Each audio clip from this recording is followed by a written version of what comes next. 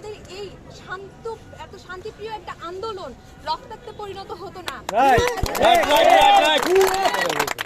মারা যেতে হতো না সেই সাইদ ভাইকে, সেই মুগ্ধ ভাইকে। এখন পর্যন্ত যখন আমরা পানি খাই, আমরা যারা স্টুডেন্ট, যখন আমরা পানি দেখি, তখন ওই মুগ্ধ ভাইয়ের ওই কথাটা না কানের মধ্যে বাজে। কি দোষ ছিল তার, কি অন্যায় করেছিল সে?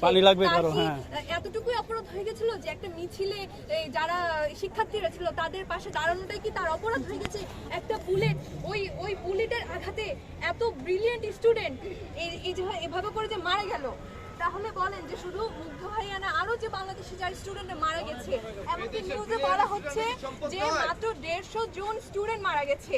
যদি বাংলাদেশকে যদি পুরোভাবে দেখা হয়, কিভাবে বলতে পারে যে 150 জন স্টুডেন্ট মারা গেছে? আমাদের বড় আপুরা কত বলছে হলো স্টুডেন্টদের দোষ। স্টুডেন্টরা যখন আন্দোলনে ছিল তখন স্টুডেন্টদের হাতে না ছিল লাঠি, না ছিল তাদের প্রতিরক্ষার জন্য কোনো কিচ্ছু ছিল না। কেন সেই আন্দোলনে ছাত্রলীগ নামবে?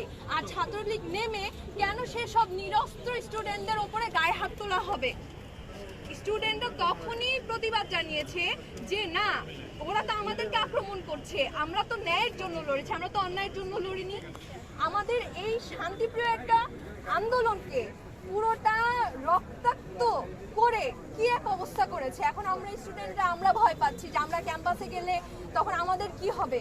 তো এখন মাননীয় প্রধানমন্ত্রী এত দিনে কেন বসতে চাইছে? আমার কথা হলো, যখন থেকে শুরু হচ্ছিল তখন কেন তিনি এগিয়ে আসলেন না? তিনি কেন প্রশাসনকে বলবে যে এই গুলি ছোড়ার কথা কেন বলবে? আজকে তো কুমিল্লায় মানুষ মরছে, আজকে কত স্টুডেন্ট মারা যাচ্ছে, কত মায়েরা কাঁদছে, আমার বড় আপুরা যারা মারা গেছে তাদের মা বাবারা। এখন আমরা এটা ভয় পাচ্ছি যে আমরা যেমন মিডিয়ার সামনে কথা বলতে আসছি, কিন্তু আমরা ভয় পাচ্ছি ঠিকই যে আমাদের কি হবে।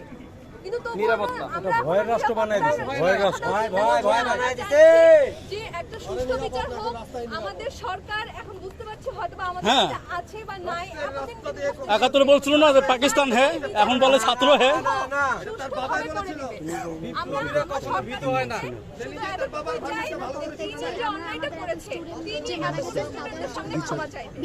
অবশ্যই ক্ষমা চাইছে এবং যারা এর সাথে জড়িত তারা হলো তাদের পদত্যাগ হবে।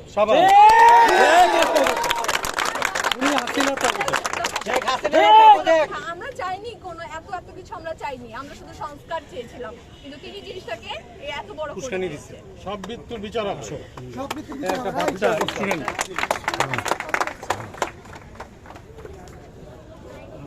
ধরতে হবে না, তোমার মাইক ধরতে